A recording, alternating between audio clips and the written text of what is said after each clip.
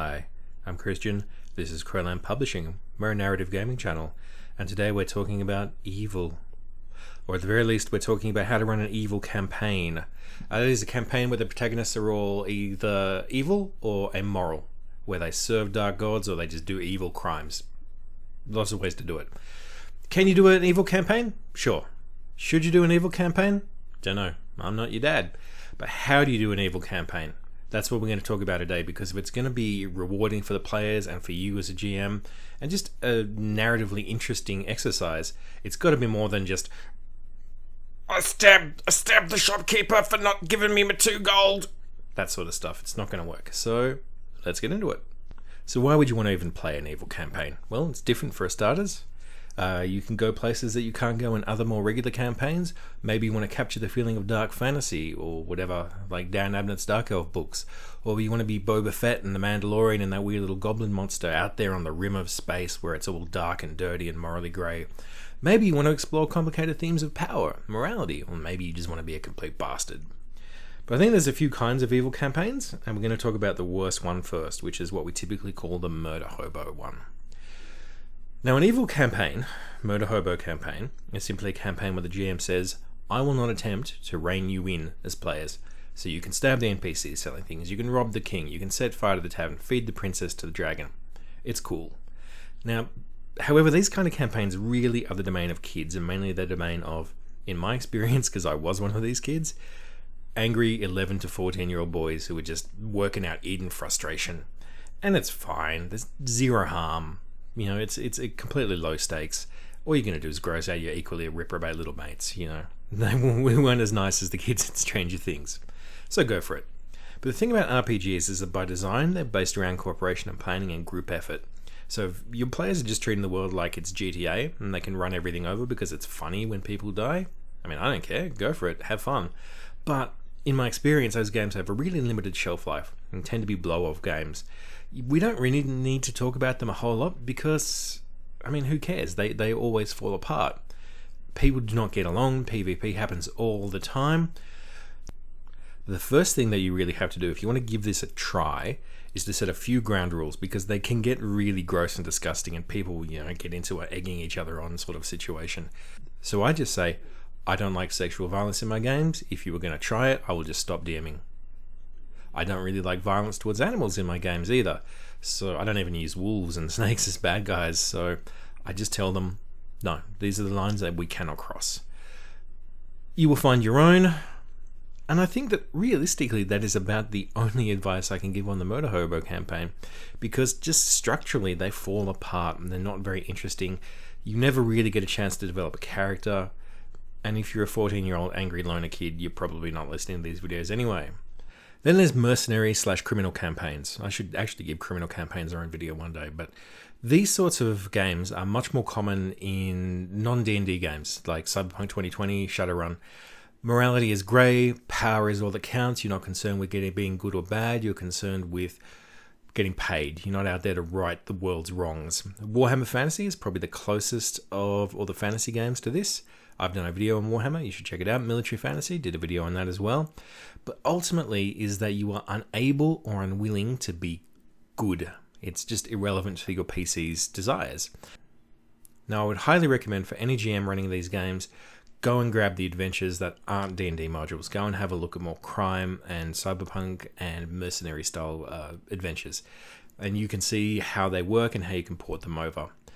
And you will see that a lot of the times these adventures aren't based around I want to be evil, it's just that you don't care if you're good. So we'll call these amoral campaigns. Now, do you ever see The Dirty Dozen? Old 60s war film. You will love it. They're a bunch of criminals. They're sent behind enemy lines to kill Nazis and raise hell. They're wild, they're not very nice guys, but they know the value of teamwork and professionalism. And there's a bit right at the end where one of the guys goes nuts. He's about to sabotage the entire mission, and that cool professionalism is compromised, and he looks like a maniac. You know, when it happens, you're like, oh my god, you're stuffing it up. The film Heat, too, if you've ever seen that, with De Niro and the other guy. Even Rogue One is a Star Wars film that played around with good people doing bad things, and that's for little kids. So I do not think that you will find this sort of campaign all that hard to do, or all that emotionally challenging for your players. Now, if you're running a game like this, You can run it with D&D. You can be called immoral mercenaries. I find it tends to work a lot better. I don't know entirely why. Maybe it's just the aesthetic, but a game like Starfinder or Traveller with those kind of characters, they might torture or kill or double-cross their employers, like, again, Rogue One or Blake 7 or whatever, but they're not, I want to wee on the king. It's not like that. They are cold and professional and aloof. And if you get on the wrong side of them, they'll just cap you. Now, sooner or later in games like these, often someone will go too far for the rest of the group and PvP occurs. This is a subgenre where that kind of thing can actually really, really work effectively, though. This is one of the few times I say you can embrace the PvP. This is the important bit, if the players are mature. So if you're running a Thieves Guild campaign, someone turns out to be a snitch, okay? What do you do with them?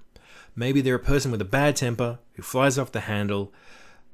They're good in a fight, but they're a psycho. If you've ever seen the film Things to Do in Denver When You're Dead, where the dim bulb muscle is aggravated into shocking violence, that is actually a really fantastic version of what happens when amoral people go too far. I always say never plan ahead too much, any more than a story arc, and actually immoral games are why, because they inevitably go off the rails, and you never know when it's going to be like the end of Reservoir Dogs. But if you're going to try an immoral game, find reasons for them to work together. Suggest to them that they are pros. Maybe they're working for a mega corporation, maybe they're working for the temple. It doesn't really matter, but they are working for someone who they want or need or are forced to impress. Just be prepared to roleplay some tough scenes. Be prepared to roleplay the odd, no, we can't take prisoners. Bang. Sorry, but you're worth more to us dead than alive. Bang. That sort of stuff. If you are prepared to see good people die in your game, they're not even people dying, they're pretend people dying in your game, you should play this kind of game. But one final note, to really put the edge on an amoral campaign, you must be prepared to let PCs die. This is the cost of living in a dark world. And if you are upfront with your players, there is going to be consequences to this sort of stuff, then they will be fine with it going in. So, again, amoral campaign, you can run it just like any other normal campaign. You've just got to be prepared to let bad things happen to good people. And if you can do that, you'll get a good game. But the best kind of evil campaign isn't actually evil. It's camp, and it's performative, and it's really, really fun, because you're not role-playing evil bastards, you're role-playing villains. Villains don't want to just kill people and get rich. They want to unleash the apocalypse. Villains want to become gods. Villains want to serve the great glory of Satan. They want to do absurd and unreal evil. It is outside the scope of everyday morality. Now, I just wanted to say real quick, one of the most fun campaigns I've ever had in my entire life was playing in an evil campaign where we started out as henchmen and very quickly we rose up. I was playing what was essentially the Lich King from Warcraft. Someone was playing Maleficent. There was a weird killer robot based on Voldo from Soul Calibur. We had a Hannibal-style bard who wasn't a cannibal, but he was just loaded down with mind control powers and influence. He was a master manipulator. We'd take someone away, nip off with the GM, bring back the NPC a few minutes later, and the NPC would be insane and crying and trying to get their own eyes out. Fantastic. We destroyed the Dwarven nation. We aided a red dragon in forming its own kingdom that we served.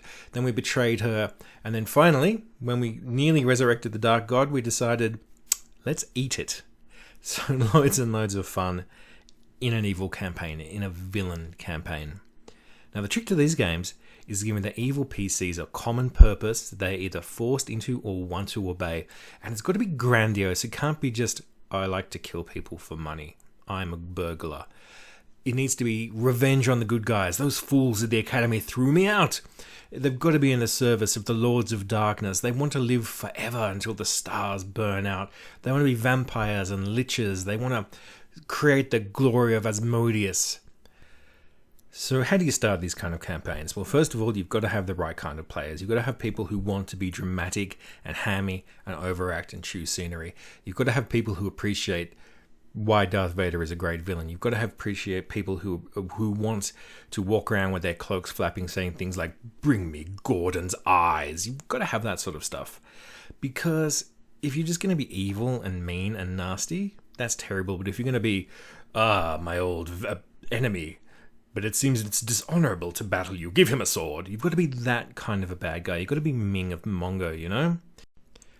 You want your evil to be theatrical. You don't want it to be on a regular scale of, I stole from an orphan. It's got to be, I have defiled the moon. I am Rakoth. That sort of stuff. Now, I actually have done this a few times with supervillain campaigns. They're always really, really fun because you get the best of both criminal campaigns and this kind of performative, grandiose camp villainy. But if you want to start out, especially with a fantasy-style campaign, here is a trick. Take a regular D&D campaign, and you don't have to change very much. Storm King's Thunder. It's a war between dragons and giants, and the PCs are caught in between.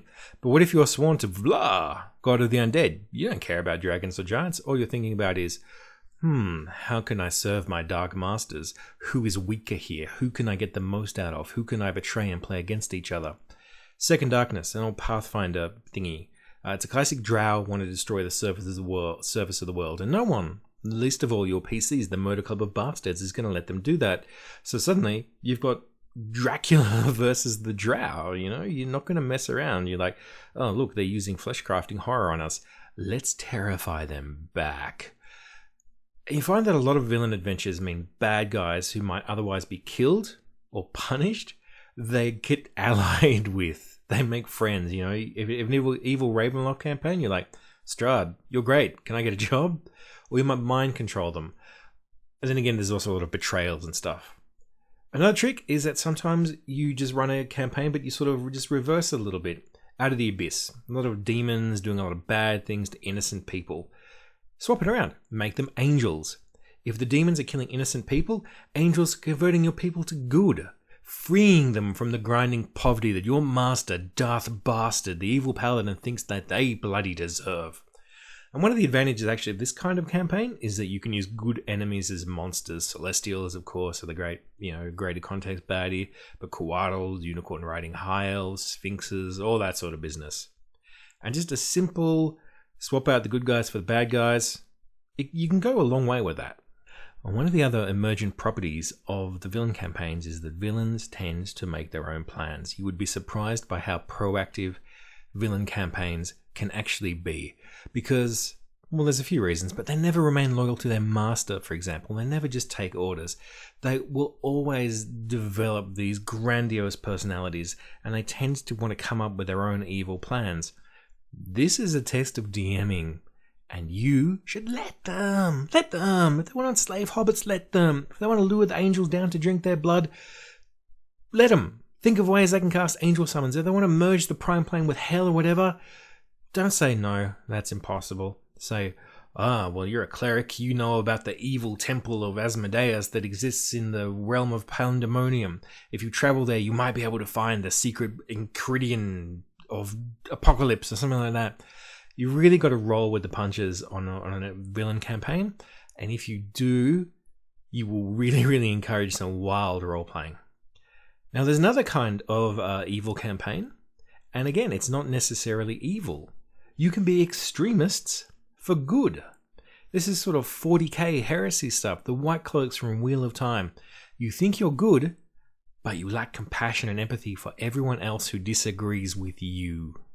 Now, I recommend a campaign like this as a starter campaign, if you want to do some sort of evil or at least not very good campaign, because it's very easy to start out in a regular kind of campaign, and because it goes, you can escalate it pretty well. Your patron says, throw him into the Iron Maiden, he's evil, she is a sorceress and she must hang.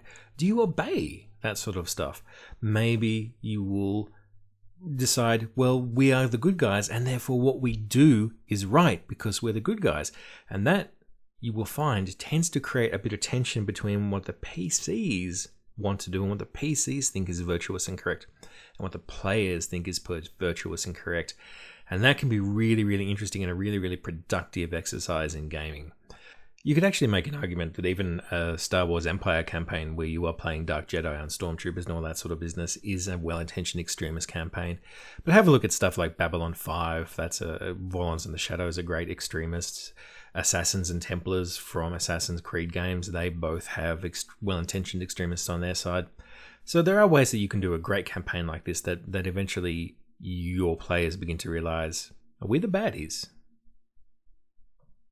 So there's a few ideas on how you can do different kind of evil campaigns. Murder hobos, they're fun for 5 minutes, but if you really want to recreate this kind of essential D&D high school experience, go for it.